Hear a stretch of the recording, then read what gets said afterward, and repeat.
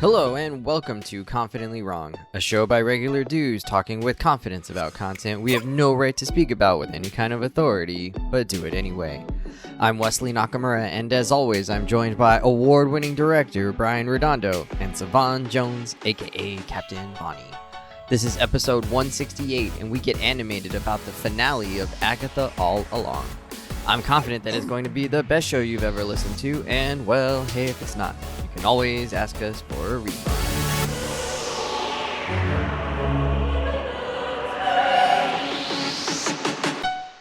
Incredible! Hello, gentlemen! Welcome back. It's Confidently Wrong. We're no longer after dark. We're in the bright morning sunshine. Top of the morning to you. Welcome to November. It's November 2nd as we're recording this. So the election has not happened yet. So we're not in a state of misery yet. We're not in a bunker. Yeah. Anyways. We are not in Canada. Good morning. As you can tell, Brian is here. Sav, you're here. Sav, how's you doing on this fine weekend? It's good. It's the start of the weekend. I'm hoping that after the podcast, and I'll run a few errands. And if I can have my way, I'll get to be a nice bum on my couch. But, you know. Hell yeah. Unfortunately, in life, you don't always get your way. Brian shared with the group chat that he didn't end up dressing up for Halloween this year. Sav, did you Huge find... disappointment. No, I was tired. I okay. sat and watched Dragon Ball Z at the crib and NBA basketball. Was it a review like one you've seen before? I was watching the Resurrection F. I was watching the Resurrection F movie where Frieza gets brought back with the Dragon Balls. Spoiler alert. It's called Resurrection F. If you couldn't, and it shows Frieza, an established dead character on the cover. They'll be okay. So I always love the name Frieza, not because of the character and because the character is interesting and whatever, but only because of a Mad TV skit with Bobby Lee and John Cho, who are both auditioning for like some cop role in the skit. Oh, that's a hilarious bit. And they decide to like make it really extra fob Asian. And so the entire bit, they're just going, Frieza! Frieza! And so every time I hear Dragon Ball Z, I think of that skit. Oh my God. And on the dubs, and when it's like that, when it's the subs, the Japanese voice actors are really hamming it up. So when they're saying words like Frieza, they're really saying Golden Frieza. And it's the coolest shit. And it's the coolest shit ever. I get so hyped. Oh boy. Yeah. Yay. The twist at the end of that one is so good though. All right. We won't spoil it for people. Classic. So we'll talk this episode about the conclusion of Disney Plus's / Marvel's latest Disney Plus show, Agatha All Along. We touched on this a few weeks ago, kind of gave our first impressions I believe it was after 2 episodes.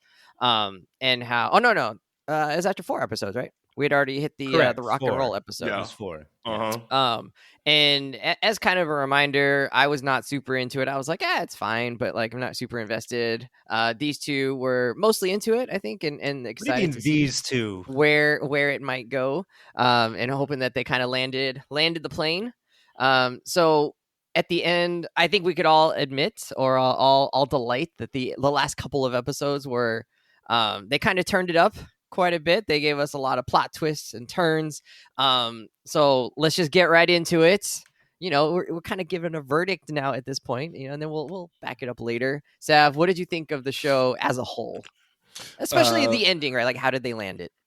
I think it was a show with a lot of personality. This was a show that had an identity. It that's knew a what non-answer. it wanted to be. All right. No, that's definitely an answer. You asked me what I thought of the show. It was a good show that knew what it wanted to be. It had personality. Savon, if you asked me hey, you went on this date with the person, and I was like, well, they had a lot of personality. I don't think that would be like, oh yeah, we're he was talking about a show, not a date.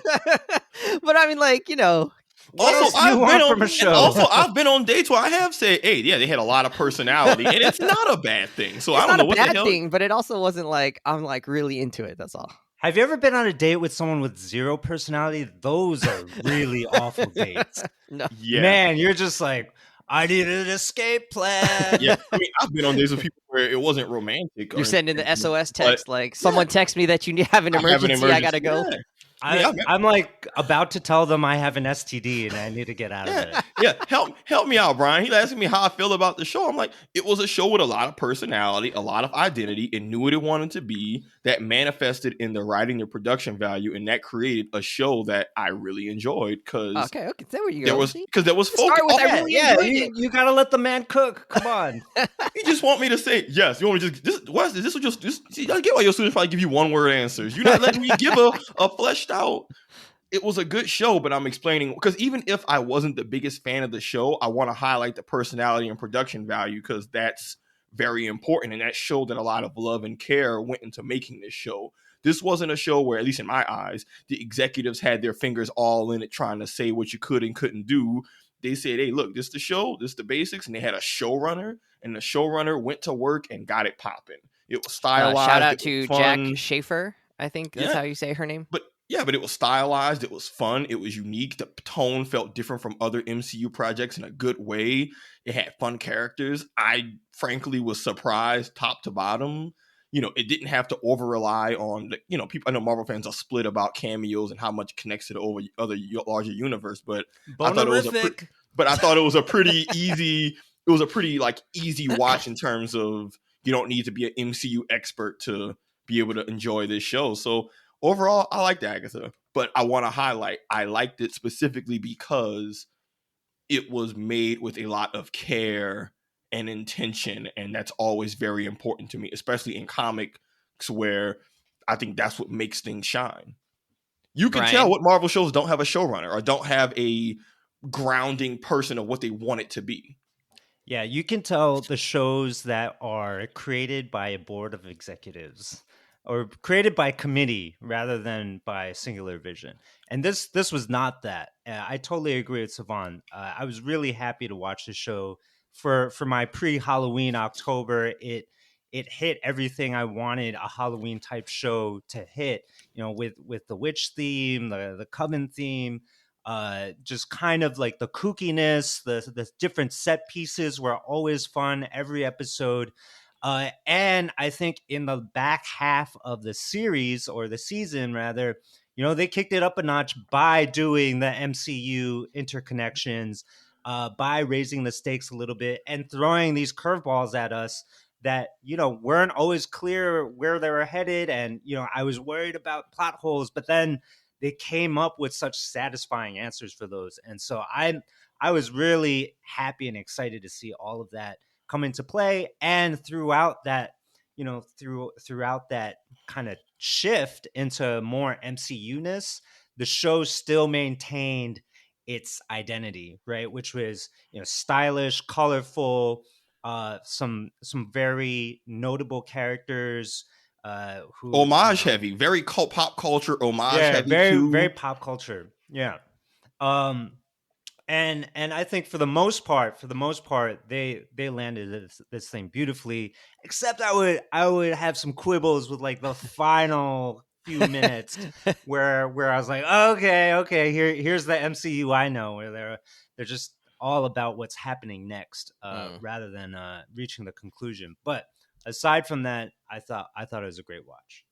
I feel like they really tied everything up. I don't think they left too much undone for us. You're right. There was spoilers are coming at this point. I think we did a good job of introing without spoilers there. So if you haven't seen the show, obviously go watch it if you don't want to be spoiled by our discussion. Except for spoiled by Wes's take. Yeah, man, get your nose clips. Oh yeah. So I was telling the guys, I don't know what happened with the show and me. We just never connected at all. Talk about zero personality. I don't know. This is me having the one with zero. Yeah, I'm the one with the zero personality here. I didn't connect with this show, and I think I had a hard time paying attention to it. I didn't get invested in any of the characters in the show. And then even when I thought the story in the last I'd say 2.5 episodes, 3 episodes, where it started to get more personal and kind of try to get you more invested, it was sort of too late for me, and I just sort of was not really buying what they were selling at that point. And so I think I can fully admit that like I'm probably terribly wrong on this. Like every YouTube video is like, this show is so great. Look what they did here. Look at all the things they did here. And like, and like you guys are like, I'm really into this show. And so I definitely feel like I just missed something about this show that maybe I wasn't paying attention good enough, or I was just telling the guys, I'm like been like kind of pressed for time lately, and so maybe I wasn't paying attention closely enough, or I fell asleep or something. Because this show, I just didn't think it like landed for me, and I was like really actually pretty confused by the last couple of episodes, like the whole like Billy and the flashbacks, and then the change in like realities, and it was like my brain just like was not following along with all the things that were happening. And again, you both are looking pained, and I'm fully aware that this might just be a Wesley problem and not actually the show's problem. But that's how I sort of felt about it. I was kind of overall disappointed in the show, although the storyline where they then finally introduced Agatha's son, and we got to see how like they were and what sorts of things they were doing. I think that added like a layer of depthness, a depthful layer. A layer of deep. A deepy layer. That's yeah. I kind of think that Occupy. you just have a problem with callbacks to previous episodes. It's possible. It sounds like you like that last episode where standalone Agatha and her son, because there was almost zero connection to anything else really that happened throughout the rest of the season. Does Wes just want to only watch sitcoms where they reset the board? Yeah, where they just want reset the board at yeah. the end of it? Like Lisa that boy said, "Oh, y'all shaking up the status quo." Have you heard of Law and Order? Hey, there's a reason why that show, especially SVU, was on for so many years. So one of Wes's favorite shows is The West Wing. Which, I love it. Which does exactly that. new thing every Here's week. our problem in the top 5 minutes. Is that Ted Lasso? Is that what Ted Lasso does too? Ted Lasso. No, Ted Lasso is just corny. Yeah. So Ted Lasso wears its heart on its sleeve, and I love that. I know Man, Wes likes that also. This is a great breakthrough in like the understanding of Wes. He just doesn't want his shows episodes to be connected because that requires having to pull back previous. Wes, you're like the epitome of the student who doesn't want to read the book but crams to read the book and half reads it, but then still wants to participate in class so they got their hot takes. But but you're like overcompensating for the fact that you didn't get it. But now you in class. But now you in class hating on the book because it's like you don't really hate the book. You just rush through it the night before, and so you don't like it. Yeah, this is great, Wes. This is because now I'm sure you have a student like that, and I need you to. I'm just like that's. Sounds about right. What's going on right now? This might be the Finding Dory problem. Now, Wes, here's the thing. Here's Wes. Okay, this is where you're effing up, my friend. All right. Because my complaint is like, yo, man, you just seem to be watching these shows half asleep and all that. I need you to be using your family as a scapegoat more often. Like, you don't have to take accountability for not paying full attention to these shows. Blame your effing kids. Like, you know there are a lot right now. Look, normally I say no Johns, which is like, excuses. John, push that button. No Johns. Is this pimp talk? What are we talking about here? No Johns? Johns is an old fighting game term referring to people who would make excuses in the game every time they lose. And so the saying is, hey, no Johns of like. Was there an actual John? Is there like patient zero John? Yes, there was a dude, John. It's a whole thing. We'll talk about that later. Point is, Wes, I'm giving you a hard time. We bring the game to lore. But you have a valid excuse you need to be tapping into. I will give you a hard time to the end of time about you not paying full attention. But that's a legit John. But if you can just blame your children, like, dude. The viewers and the listeners, they deserve better. They deserve by full attention. Viewers, if I had children and that's why I was tired, I would be milking that cow dry. or Wes, you could just say like the show sucks. You could like just really lean into into your opinion. No introspection. And no excuses. Just be like, that show was not worth remembering what happened from episode to episode. That's yeah, man. Be like me. I shit on things I haven't seen yet. I'm pretty sure we've had you watched movies. Spider-Man yet? Yes, I've been to that years ago. That's an old joke. But they had plenty of times on this show we talked about stuff, and I was like, I don't know. I had an opinion, and I did not see that shit. Remember when I was mad about what was it across the Spider-Verse, how it ended, and I was like, are you still on that? There was a part 2. No, I'm not. I'm not mad about it anymore. I'm like, I'm ready for part 3. Let's go. I'm like re-triggered. I realize that now that. You're mad that there was another movie because it require you to remember the one that happened before it. Is that why you're worried about the length of time in between releases? Oh, this is which great. They extended. Yeah. Oh, this is great. I'm no longer mad about that. Folks. I just got real surprised. I got caught off guard. I didn't realize we were going for part 2 or part 3. Nah, bro, you was mad.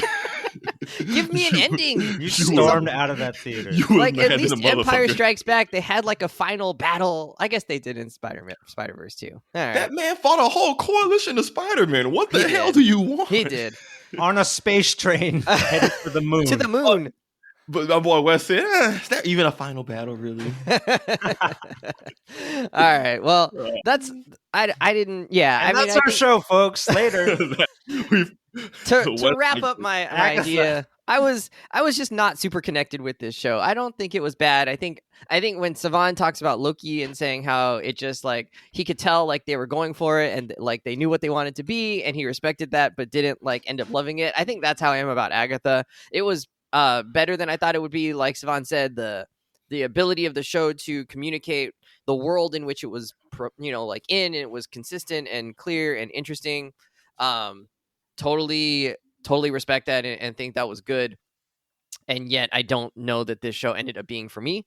And that might be okay. And we're just going to have to sort of like leave it there. But maybe you guys can convince me that like some of the things they were doing were really brilliant and I'll go rewatch it with like brand new eyes with the scales will have fallen off and I'll have, come to my senses here. I mean, I ain't gonna try and make a cow eat beef. Like, what you like is what you like, or don't like is what you don't like. I just want you to be informed, Wes. That's maybe a lot to ask right now. So I think you gotta make a chicken eat chicken, though, right? Like, yeah, chicken. I mean, that's why I didn't say chickens. Eat it. Chickens yeah, will eat chickens? I'm pretty sure they're opportunistic carnivores or opportunistic cannibals. There's a term for it. All right. I mean, they'll eat worms, so they're not like just straight vegetarians, right? Oh no, chickens eat meat. No, they eat everything. Yeah. I mean, they eat whatever's fair game. All right. So do pigs, apparently. Oh yeah, what? That's their whole thing. Yeah. All right. So this story actually gets, for an MCU show, it gets kind of on the darker side, and certainly there's some like heavier topics. I think there wasn't a lot of like promos or like trailers coming out before the show. They just sort of dropped it in and was like, it's going to be a mystery. You don't even know what to expect. We're going to keep you on your toes. And so how did that land with you, or how did the show, like the tone of it, end up landing with you, Brian? I love the tone of this show, right? It's like I was saying, it's got that fun, campy Halloween vibe, right? At its core. But then on top of it, they have enough going on in terms of, basically the two main characters, right? Agatha and Teen, who we now know is Billy Maximoff. And so those two really have a lot of richness and depth to them. And as well as, not to say that the side characters don't, right? The side characters definitely were bringing something to the table as well.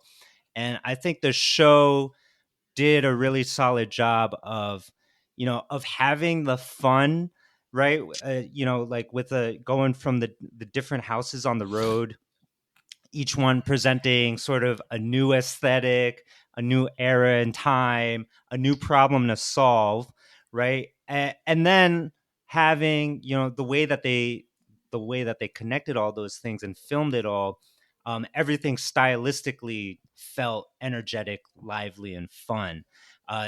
But then, once we get into those deeper moments, both with Billy and with Agatha, the Billy bar mitzvah episode, Agatha back in the 1700s with her son, right? We're able to see different different visions of what the show is looking like, but it all felt very cohesive and in line with the plot and what was happening. And so I thought that was a really well done tonal kind of maneuvering throughout the show, right? Like, to me, none of it ever felt like it was out of hand, going left field, or anything like that. It felt really committed to itself and the type of tale it was telling. Absolutely. All right. I'll Want to add add to anything, that. Tev? I'll add to that with the tone. Like, I mean, echoing everything Brian said, but the other thing the show did really well tonally, and some of this caught me by surprise, is that the campiness and them leaning into the self-referential world of witch lore and culture, and even them making fun of it in universe of like broomsticks being basic and all that stuff, right? That was really good and was silly, and that's what kind of made the show's otherwise, I think, kind of maybe darker undertones a little bit more palatable and enjoyable, which I enjoyed. But the big thing for me that caught me off guard was that this show was way darker than I expected it to be. I mean, this definitely sells you early on this idea of the classic hero's journey. The group of friends go, they got a little, I'm putting together a team. The team goes, they do the thing, everyone learns, and that does happen. But like, people die permanently, and that really caught me off guard. You know, I was not Poor prepared. Mrs. Davis. I was not prepared for that. Like, I know we talked about it in the first episode about it too, but back then I was convinced, oh, this is an illusion, or which, I mean, I wasn't totally wrong, but like, I thought that her death was gonna be reversed, or that it wouldn't be. I was like, why would they just bring this innocent lady who's been through this awful shit and then just kill her? And it turns out they did, because surprise, surprise, Agatha is still awful. And no matter what, she is still terrible, right? And we learn that really at the ending. But between that, Ilya dying, and learning, But a that tragic evil now that we understand that a little bit. I've reflected on this heavily. We can talk about it later. I don't think it's as tragic. Like, I think killing people like before, and not so like a few years before, like decades before. Yeah. It's Agatha not like she was forced to do bad Agatha things. is a serial killer, and there's really no tiptoeing around it. She does it without remorse. She was using her son to do it. And and then you can debate whether or not she needed to do that to save her son. I think that's a question for debate. Yeah, I don't think so. Right? I don't think so. I don't think they made that super clear, because she was doing it before, and they had never made a clear connection between that. My thing is I just think she's a serial killer who had a son who she cared for, which might not be as compelling, but I think that's just, everybody doesn't have to be sympathetic. Agatha's a piece of crap. As a ghost, she openly admitted, I was going to kill all y'all. Which, again, tonally, I actually liked, of like, oh, they're really leaning into like, Agatha's funny. She's charismatic. She is still awful. But even that, but my point more so about the tone is that I did not expect this to be a show that was going to really lean into like people permanently getting killed and died, the death of a young child in a tragic circumstance, a woman serial killing for centuries, and them having a whole montage because of I didn't think they would go into that territory. And even when I'm watching the montage of Agatha just finessing people over the decades, like, my jaw hit the floor, because I'm just like, dude, what? Yeah. Oh, she's just awful. Billy took over the body of a dead kid. Yeah, like that is pretty serious. Like, the show, that's what I like. The tone, like, they managed to be campy, be silly, and have a lot of fun, well-placed humor moments. But plenty of others where the vibe shifts immediately. It's is like, that for sure what happened? Okay. All right. What you mean? I'm gonna need I'm gonna ask stupid questions, and then y'all are gonna help me answer them. Oh no! Okay, keep going. What do you mean? What happened? You talking about the boy taking over the body? You talking about Billy? Yeah, was that for sure what happened? He took over the kid that died in. So the kid died in the car crash, and then he inhabited that body because he didn't have a body or something. Yes. Okay. I'm sorry, Wes. I'm trying to be patient, bro. I'm sorry. You're just gonna have to humor me, because. And then he was trying to do the same thing for his brother. Yeah. The whole thing is him learning. Wild. Yeah, but he didn't have a body for him. I know, that was the whole point. They found one. They found the drowning kid. What drowning? Where were you? Oh my goodness! The second to last episode, him and Agatha. It's just him and Agatha. Because Jen has left at this point. In their last little trial escape room, in the little green room, and Agatha's trying to get him to find his brother's essence, spirit, or whatever. Yeah. And then they have that whole flash of a scene where he's imagining some poor kid getting drowned by some bullies, right? Yeah. And so that's where his brother's Gotcha. He wants spirit that is to headed. go. Gotcha. Yeah. Okay. Yeah, he wants to try and put. And he feels guilty about it. He's like, "Am I making this kid die?" And Agatha's like, no, sometimes awful shit But then just Billy happens. disappears. He just like blips out of existence in that room. No. He doesn't blip out of existence. He leaves the long road. Oh, he's like done. He got what he wanted. Yes. Gotcha. He Alright. mission accomplished for him, right? And that's Yeah. why Agatha was Granted- the only one left. Granted, it was a self-imposed thing on himself because he created the whole thing. Yeah, Yeah. I'm gonna need some clarification Which on that is in a second. wild. That was which honestly, I thought and that was ties- a great twist. Yeah, which can we transition to that? Because man, there was some well, I'll say this and then I'll pass it to one of y'all. They pulled a whole Usual Suspects on us and a Yeah, Kaiser Soze thing. It was like, Finessed. look But- at all this stuff in your bedroom, kiddo. No But wonder this stuff was hokey.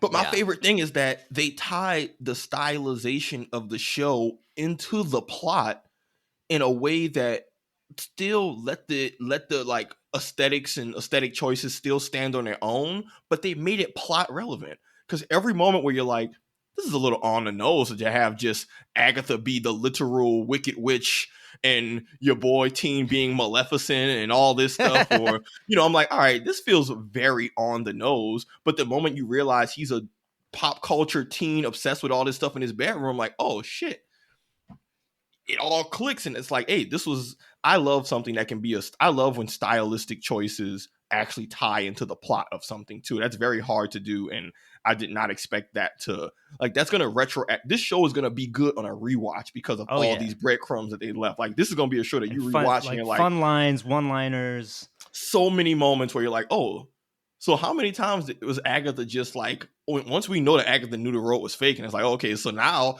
I want to rewatch it just to look at all the moments where, oh, she knows this is BS. How is she navigating it?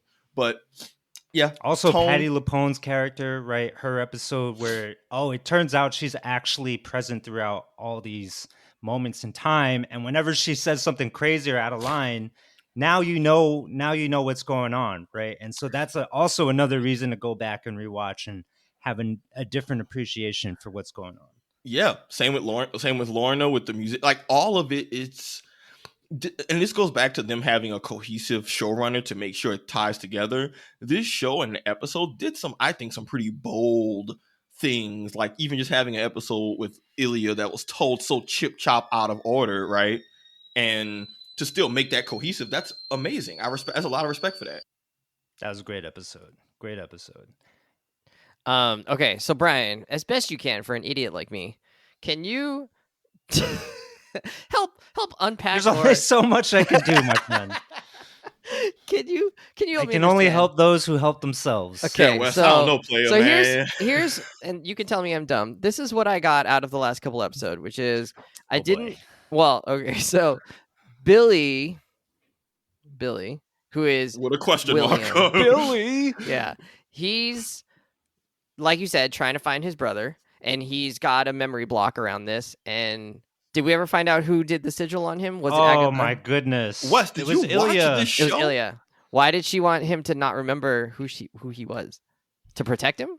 To protect him, because she saw that his life was diverging in two paths, and she just knew that this kind of evil thing was going to happen to him. Oh, She's a but it happened clairvoyant. anyways. She's a clairvoyant who did her clairvoyant shit because Gotcha. using her clairvoyance was key to help setting up how the stuff later on ended up playing out. So when she wrote that little symbol on the little block piece, that was it.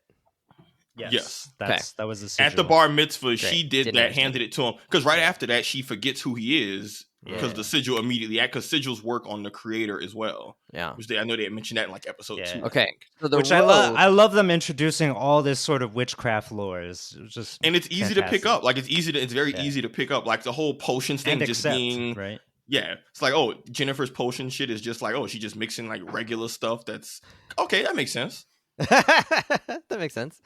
Eye of Newt. Okay, so the road, though, the like entire structure of the show is built on this road, and I thought The they were Wizard of going, Oz, man. It's yeah, I just the thought they were Wizard of going like Oz. Wizard of Ozzy, but it ended up not being.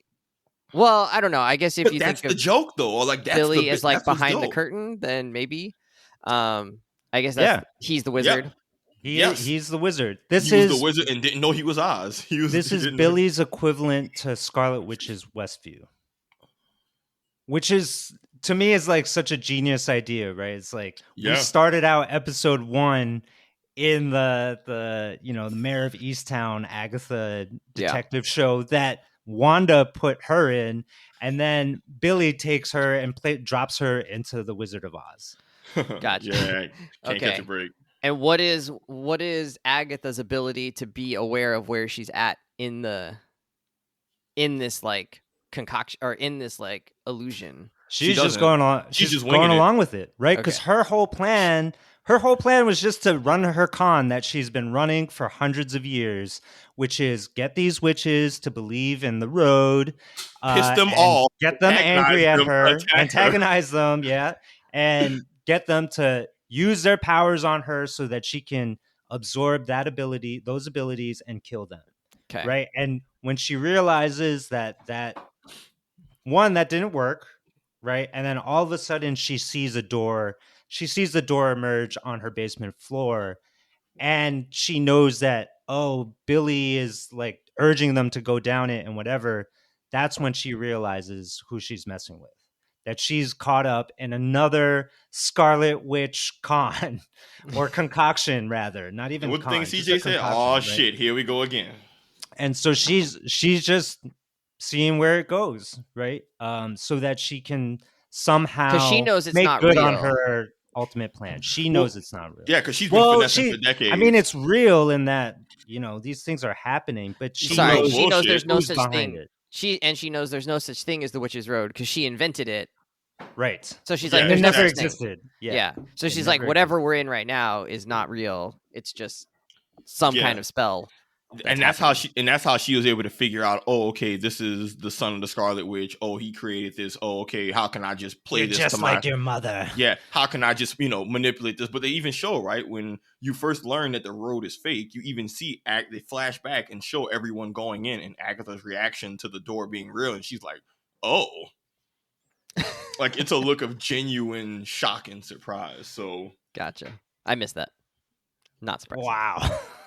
You just missed like the most important explanations of this series. Okay. Wes, no, I just missed her facial expression that she was like, Wes, you are not beating the allegations, dog. I'll be trying to defend you sometimes. This one, I'm telling you, I was not connected with this show at all. I was like, okay, things are happening. Okay. And so at the end, she gives herself up to death. To like kind of satisfy death and sacrifice for Billy so that Billy can go on.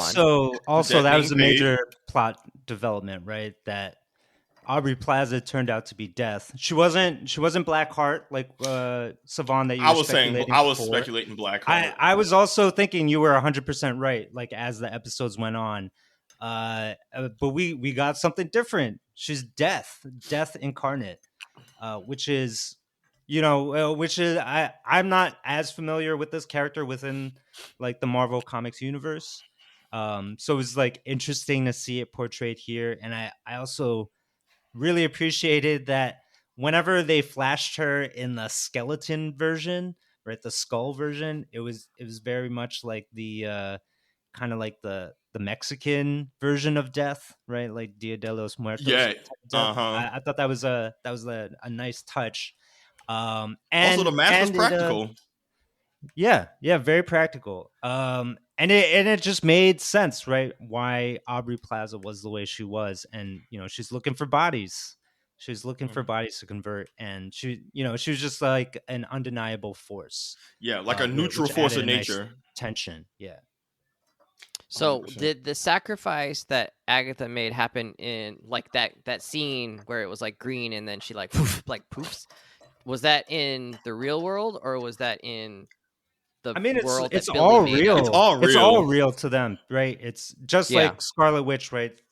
She's just manifesting reality, right? Just because Billy is the person who is creating it doesn't make it unreal, right? It's not he's not deluding them. He's creating a reality for them to exist in. Yeah, it's not like an illusion or like a mind trick or something, because the stuff is really hurt you. Is that her way out of the road and that sort of like ends the whole thing? Is that like she's They're now leaving already the out of road. the road at that point. Oh, they were right? out of the road. Okay. Yeah, because at that point they're in Westview. Because if you recall, all the That's what I was neighbors and stuff are like out in the neighborhood, like, "Yo, man, again, Oh, okay. again, bruh, again." Then people cannot catch a break. Okay, I think I understand this better now. Thank you, guys. That was FAQs for Dummies. Yeah. Now, what It's I a new will say segment. is, I will say the one thing I probably, and I think they left this intentionally vague, Brian. I don't know, let me know what you think, but I was still trying to, and I guess we talked about this before. I don't think that she was killing witches as a way to keep her son alive. Oh, My I do. interpretation, because I think it was and I feel like there had to have been a deleted scene or something, but my interpretation was she's been killing witches forever because she was betrayed by her coven with her mama and them. So that's why I think she just straight up don't trust witches, period. She definitely does not. And then she Trust had her issues. son, and then I did some research. Keep in mind that's like in the 1650s. She don't have her son till 50 years later. So we've already established for like decades she's been on this don't like witches killing them vibe. So it's not out of some live life deal with death thing. My understanding was that her child was going to be stillborn and he was never going to have a chance. Death threw her a bone, and it wasn't. And then some people disagree, and then where people I think diverge is some people think, oh, she was killing witches to basically satisfy death to prolong it more. I took it as your son's got finite time no matter what, and whether you kill them or not doesn't matter. And I also felt that way because she had been killing them before, so it's not like it just feels convenient that the person who's been a witch serial killer, unrelated, has a son and then has to continue her activities for the son. That part didn't quite click with me. I took it as he's on an unknowable timer, and she just has to make peace with that because Rio already threw her a bone by giving the son a life that he never would have had. Which I think this is an important thing to discuss because I think it's a big part of how you view Agatha's morality and her as a character. And do you see her as someone who's even remotely sympathetic? Do you understand her motives even if they were wrong? And I think why she's being a generational serial killer is kind of like understanding the why is important. I don't think it's because of her son, because she was doing it before she had the son.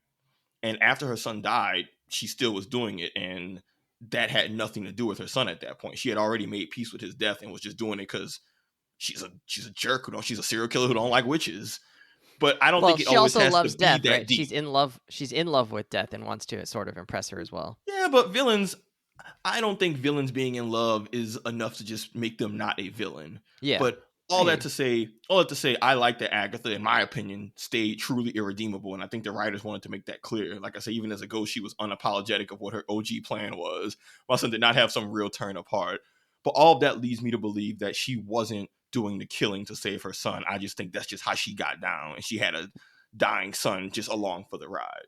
Yeah, so that like I had this thought kind of towards the end when it's revealed that Agatha has just been playing the long con this whole time and waiting for her moment.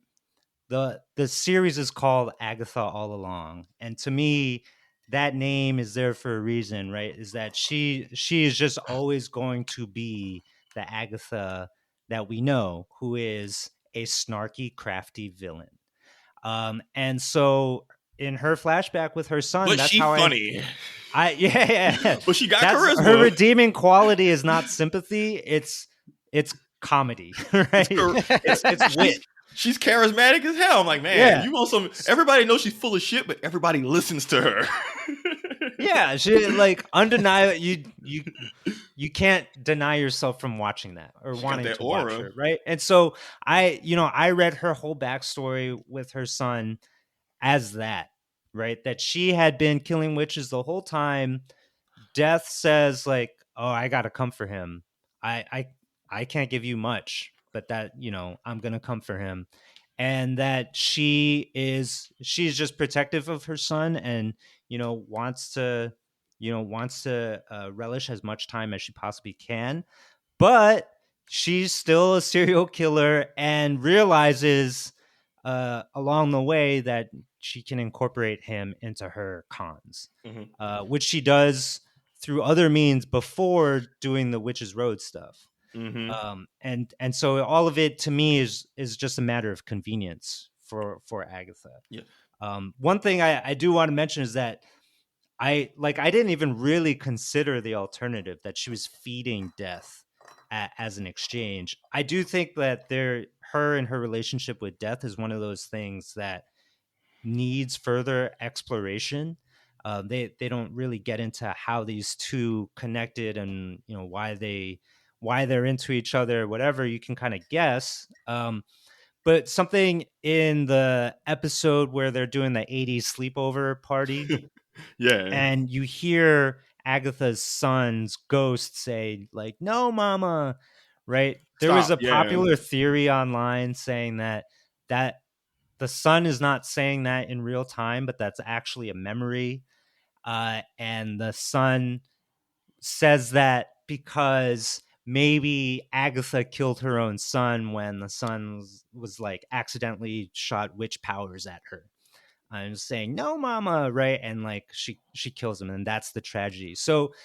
Um so that sort of like threw me off, right? I was expecting that to happen in the final episode, and it really did not. And so to me, like, I was not even thinking about a contract with death, right? I was just thinking about, like, what, like, when is she going to kill her son by accident? Yeah. I think um yeah, and so, like, really, and that obviously didn't happen. So really, I think it was more just a matter of like using the son in the cons, and he died when he needed to die, and that All was right, kind of it. listeners, tell us what you think. Was Agatha killing in spite of having her kid, or was she killing because of her kid while he was alive? I think look, either interpretation is okay, and you could support it either way. look. Um, She was I think serial what's killing important, before though, and after her son died. I'm like, yo, Yeah. B, what's pick a look. important What's though, going like, on? the con before he dies, right? The day before he dies, he runs away. He runs Yeah. away in the middle of the witch's song, and Agatha runs after him. I think the son was growing more and more uncomfortable with what was going on, and he becomes Agatha's moral conscience, which is important to understand, right? Like, he's starting to disapprove of what's happening.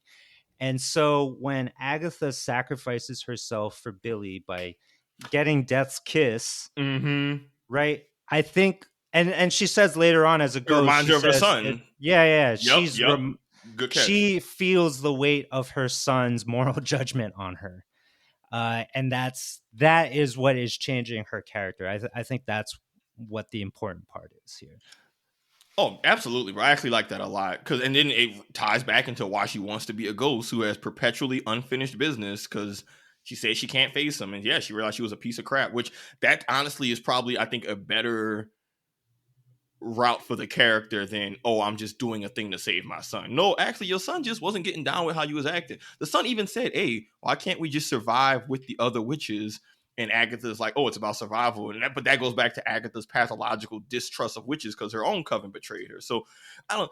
To your point, Brian, I guess, yeah, I'm glad you raised that. She's a villain. I want to be clear. I don't think there's any redeeming qualities about her, but she's an interesting villain. And you understand her motives and why she's the way she is. And it doesn't give her an excuse. But even when, like, we were debating about her killing, Wu, was it Alice Wu or Lorna Wu? Yeah, Alice. Killing Lorna's a mama. Killing Alice, we were kind of, as an audience, like, shit, wait.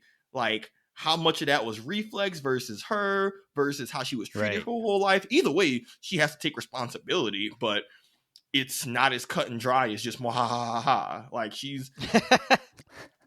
It's a little bit more than that. Now, granted, she might do the ha, but we learn actually it's a little bit of a facade at the same time. Like, she's an interesting character. I really can't wait to see more Agatha, especially Ghost Agatha, who, yo, when she popped up as a ghost, I was crying, laughing. I'm like, this is amazing. She is so dope right now. You're awful, but you're great.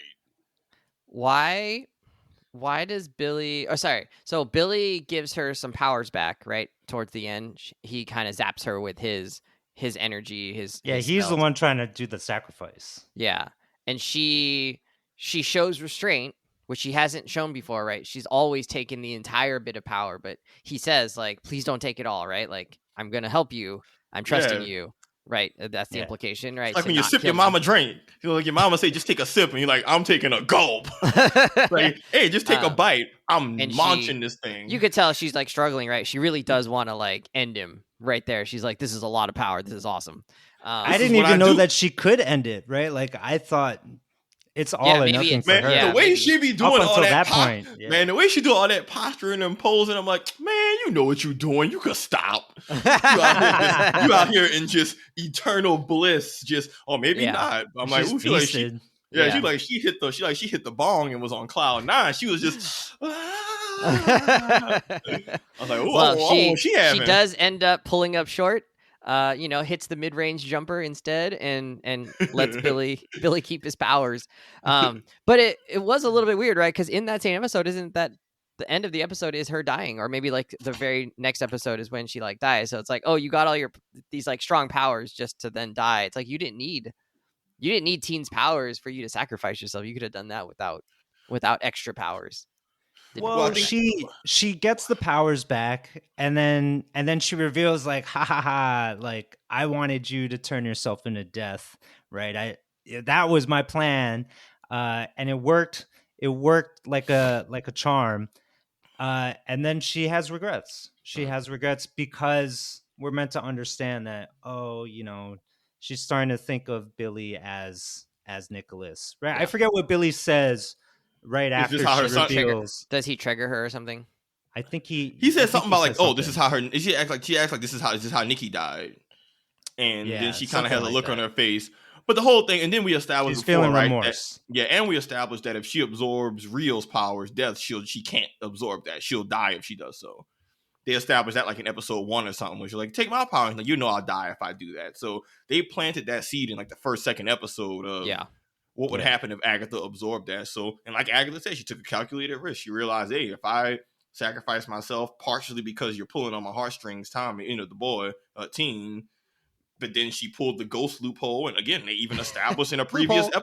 I mean, not even loophole, because that's how ghosts work, right? The whole lore of ghosts is that they're around if they have unfinished business that's not resolved, and so they're haunting. And they even established that in the show, in the road, when you met the ghost of Agatha Mama, who now, to what extent that was or wasn't real within the road is kind of up for debate, but we know that if ghosts don't have their business handled, like Agatha's gambit makes sense. This is actually where I do have a quibble with the show. Like I'm sort of like on a fence of whether or not it does make sense, like her taking this calculated risk. That struck me as maybe like a little out of character, knowing that she is all or nothing for herself for the most part. And I get that it's supposed to be about her son, but part of me felt like just how quickly that happened, right? Her switch to being a ghost at the very end. She swapped it up a little too easily for you?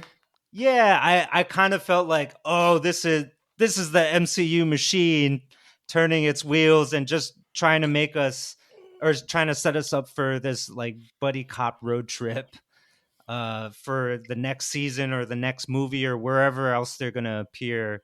And they just needed to reshuffle the board in the way that they needed to set that up. And so like pairing Billy and her as a ghost together felt a little contrived to me. For what it's worth, though, that's Agatha's like mostly in the comics, like she is a ghost. Yeah, exactly. And a lot of her time as a It's- ghost, she they're just, exists as setting like that up. yeah, or in the time she's a ghost, and she's Wanda's magical mentor. So a lot of this is, if you're a comic reader, is kind of trying to set the board in a way of, hey, these are some characters. Maybe how we introduced them wasn't how you normally see them, but we're going to try and get them in a space of, oh, this is very familiar with what I've seen in the comics. But my big thing is just, whatever they do later, I want them to keep Agatha unapologetically evil. She's just a ghost, so now she can't act on her evil. Like, I like the idea of Billy being this morally grounded, powerful, magical figure, and his best mentor is this ridiculously evil woman in his ear. But she better be talking that shit. But it's balanced out by her not having as much agency because she's a ghost. It almost reminds me of it almost gives me Moon Knight energy of just this cool, morally centered character who just has a dark side inside, who's just the intrusive thought, like Khonshu just saying, break his windpipe. You know, like you just know if regardless of what your boy's doing, looking for the brother, Agatha's just gonna be in his ear, just saying the most out of pocket stuff. Like, you know, we could just kill him, right? You know, why don't you just whip up another road and just roll them out of here? I'm not gonna kill them, Agatha. You know, like that's I'll watch a show, a whole show of that of just Agatha being an intrusive thought. Yeah. But Wes, you didn't even watch. But Wes, you couldn't even watch this, so don't worry Yeah. about you. Yeah, that's fair. I thought, now that I'm thinking about like how they sort of wrapped it up with like death being sort of a pretty integral part of this story, in that she's got to take bodies, consume bodies, take people to the afterlife, and also being like somebody that in some ways Catherine Hahn fears but also is in love with. I feel like actually Aubrey Plaza might have been miscast there, right? Like that's not maybe in her wheelhouse. She did fine with it, I think, but I think you could have gone with somebody else. I don't have like a different suggestion. Just like I think I kept expecting the comedy to come through on her, and actually her character is not comedic. She's really funny. What are you talking about? But like maybe it shouldn't have been, right? Like maybe she should have been more of the straight man in this. She's hilarious because she's ambiguous. Right, and death is ambiguous. I thought it worked perfectly. Yeah, I thought death being an almost neutral force of nature character. Like I always love when they portray death as kind of just being aloof and above it all, because they literally are.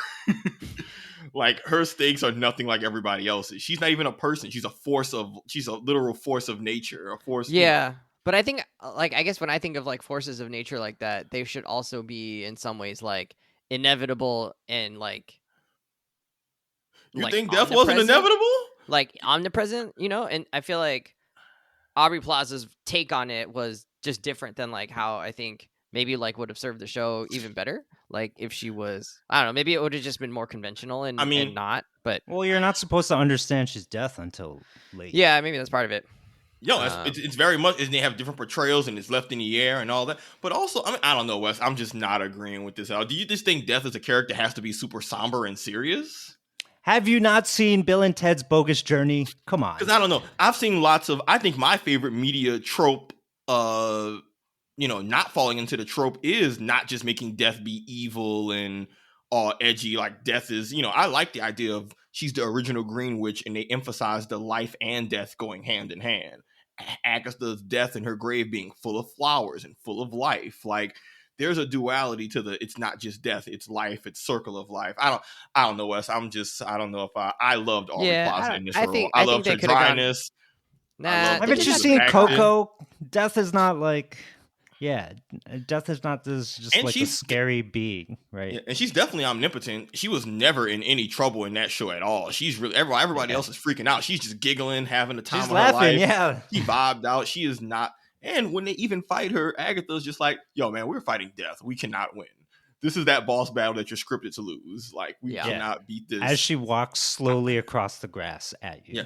I thought they made a very good point of death being this powerful, omniscient, unknowable, inevitable force, because she's vibing and everybody else is dying. Everybody else having the time. I don't know. Ride of their life. I still didn't end up. Are you sure Aubrey Plaza plays her? Did you watch enough episodes to know who the actor who plays her is? Yes, I think they could have gone with someone different. I'm not. Ooh, like, Wes. Not like, oh man, that's gonna make or break the show. I just think they could have gone with someone. Should have been a dude, a different type of woman, taller woman, shorter woman, buffer, less masculine, more feminine. Like what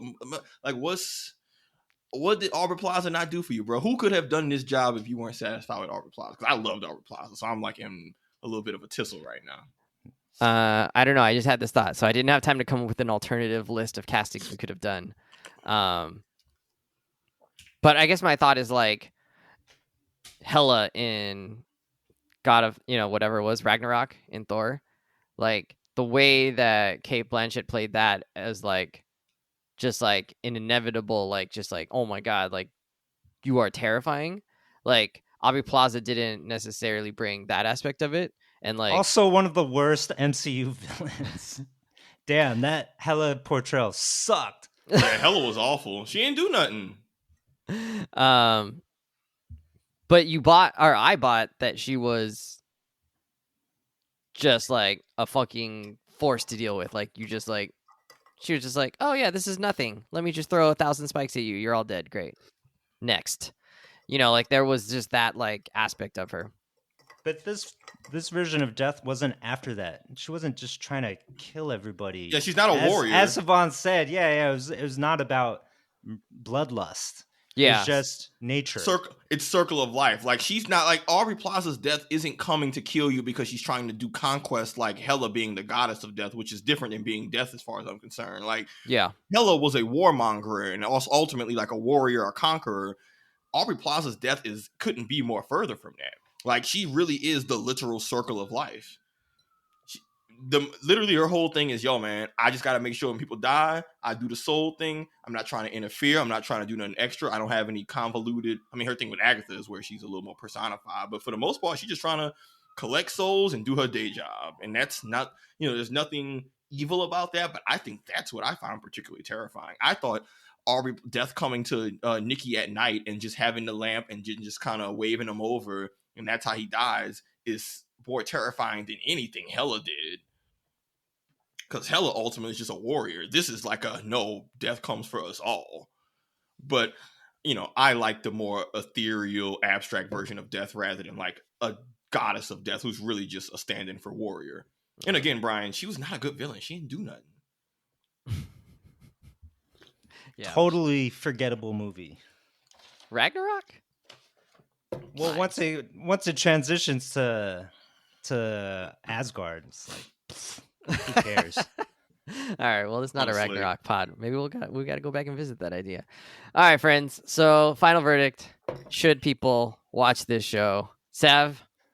Yes, you don't have to be a Marvel fan to follow it and enjoy it. Like, the show has a very diverse, fun cast of women, cool characters. It leans heavily into just like, frankly, recognizing queer and gay culture in a way that's like, I think, honest but not heavy-handed. It was self-referential. It was like full of personality. And the best thing why I love the show the most is that they took the stylization and made it relevant to the plot, and it ties into the twist. And that really, like, I really just want to highlight the writing of this show. They just knew what they wanted. Now, granted, there's a few moments, to your point, Brian, it's not perfect, but there were so many dope moments that I'm like, man, y'all really had to be like in y'all bag, tight writing to make this work. Like I said, the Ilya learning about her past, future thing, all that was when I was like, oh, this show is different. And so I think anybody can like enjoy and watch this show. But if you're a Marvel fan, yes. That being said, if you like a dude, bro, who's just not into all that, this show ain't gonna be for you. Just keep it a buck. Yo, I was gonna actually say that the fan base that is aggro male manga-esque, they should watch this show. They should watch it. They should be forced to watch it. So they could burst into flames? Yeah, it's either that or be converted, man.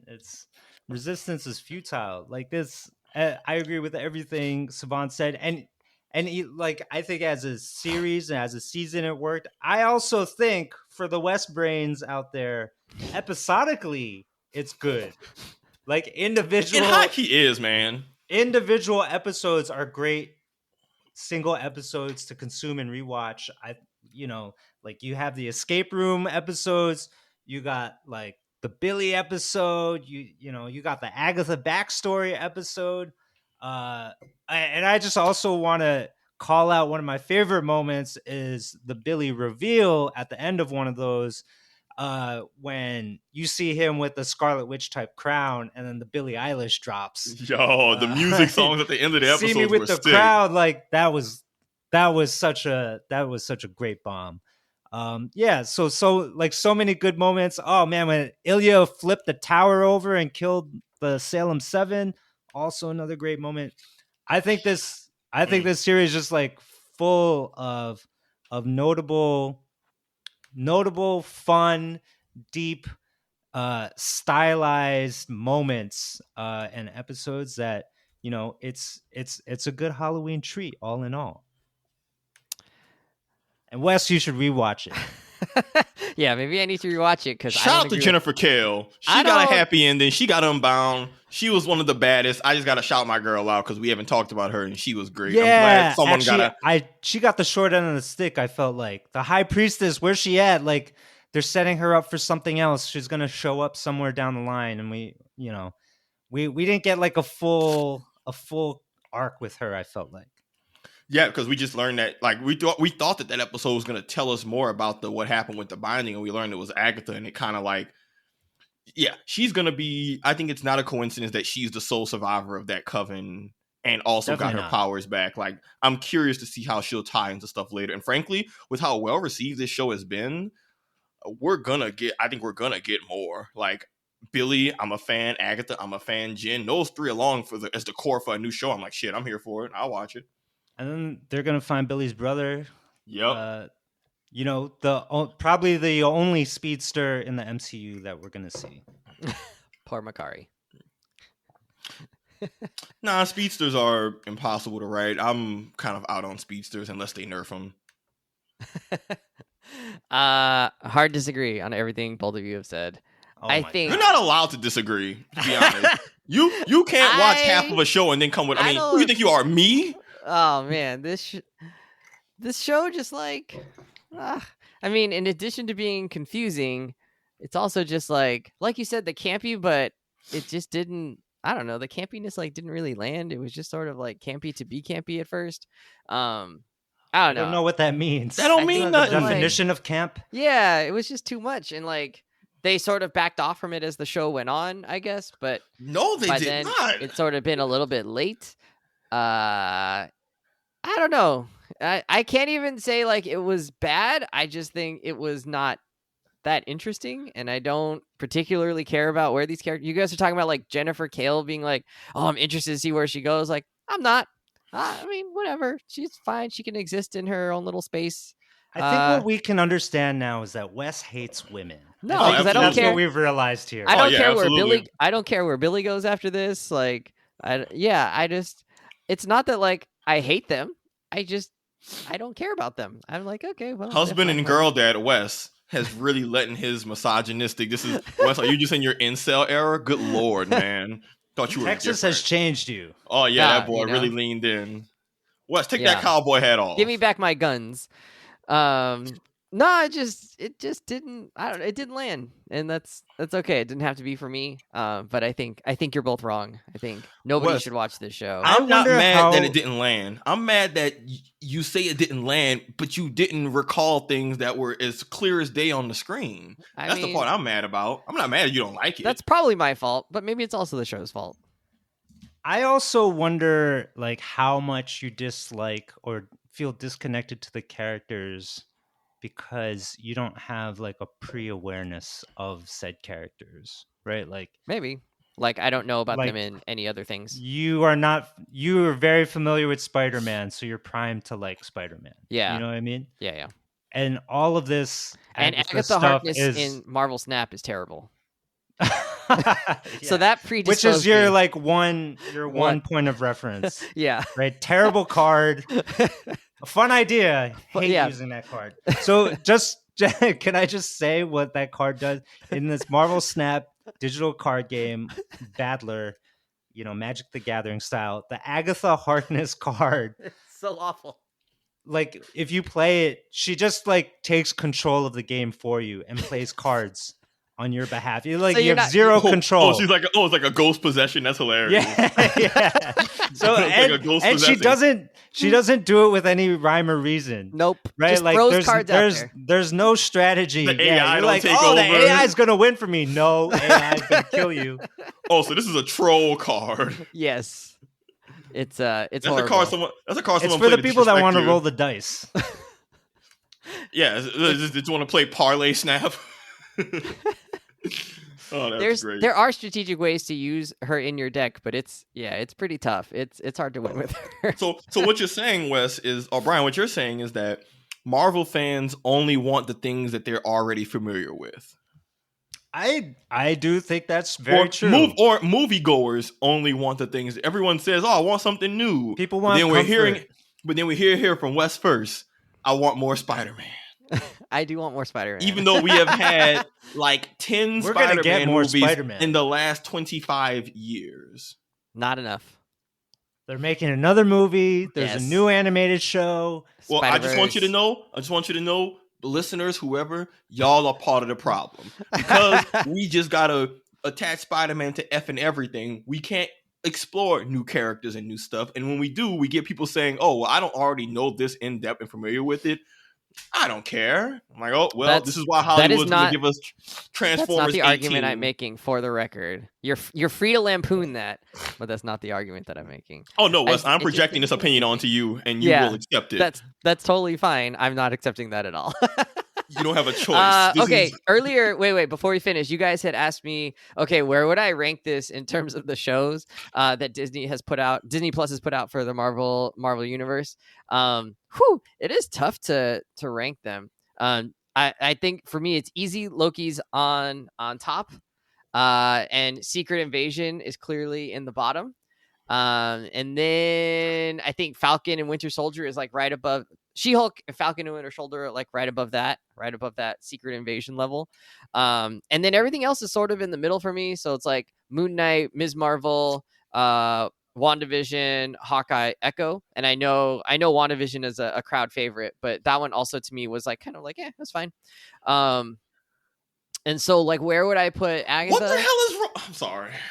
I think I'm putting Agatha below the mid tier of Ms. Marvel, Moon Knight, WandaVision, Hawkeye, but above the lower tier of above like above Falcon the bottom Winter... barrel. Yeah, above Secret Invasion, above She-Hulk, and above Falcon Winter Soldier. Wow. All right, not F tier, D tier. Wow, and listeners, that's how you know not to listen to Wes. We've calibrated. Thank you so much for doing that for everybody. We've revealed you. You just wanted to say you're an idiot. Hey, we didn't say that. Your words, not ours. Where would you put Agatha in terms of the MCU Disney Plus shows?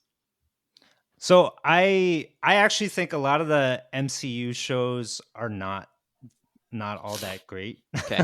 Like for the most part. Yeah. So it's sort of a low bar. Yeah. Agreed. I do think Agatha is in the top tier of it though. So like as high as Loki for you? And to me, Loki is imperfect because of season 2. Season 2 of Loki was not the best at all. Okay. Not nearly. It like almost ruined itself in a lot of ways. I know it sort of like lands it at the end. It's got a solid ending. I appreciate that. But yeah, like it really messed itself up. So would you put it above Loki, I think maybe Agatha's above there. I do think Ms. Marvel is also in that conversation as well, and deserving of a rewatch. And I think WandaVision. I actually think Agatha's better than WandaVision. But WandaVision is still kind of like also a decent barometer at the top tier. Mm-hmm. Sav, are you agreeing? You're putting Agatha in the top tier? Yeah, I mean, of Marvel Disney Plus shows, right? In terms of they're not all amazing. In terms of the Disney Plus shows, like we all have our own stances. And for me, I will put Agatha in my higher up tier. That includes Hawkeye, WandaVision, and She-Hulk. I like those shows. I thought Agatha is right up there with that. Like I like the way I see it is how much rewatch value it has. I would and have rewatched like funny episodes of She-Hulk. I like rewatching WandaVision because of the breadcrumbs and the foreshadowing and stuff. I loved Hawkeye because it was just like a chill, low stakes story for an underutilized character. I put Agatha in that tier of like this is a good Marvel show that I think is like worth a watch, even if you're not a hardcore fan of the character. I don't think something has to be rewatchable in order to be top tier, but I agree. I think that's like extra bonus points for sure. Yeah, but for me in general, I don't like to enjoy my media as a flash in the pan. To me, longevity, long-term appreciation, things that you can, not to say you can't, but that's a big deal for me, especially for if it manifests in the writing. Like Agatha and WandaVision are both great rewatches because you let the writers show off just how much attention to detail that was. But I do think that it's important to me.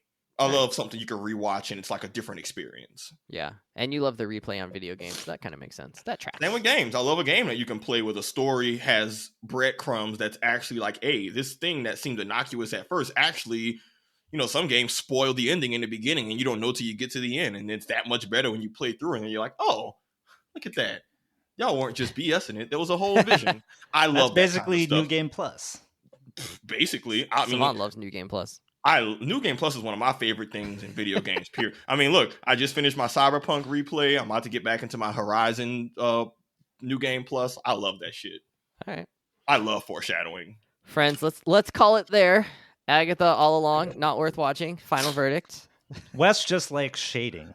All right, that'll do it for us, Yeah, 'cause friends. he's in We're the out of here. dark, sleep.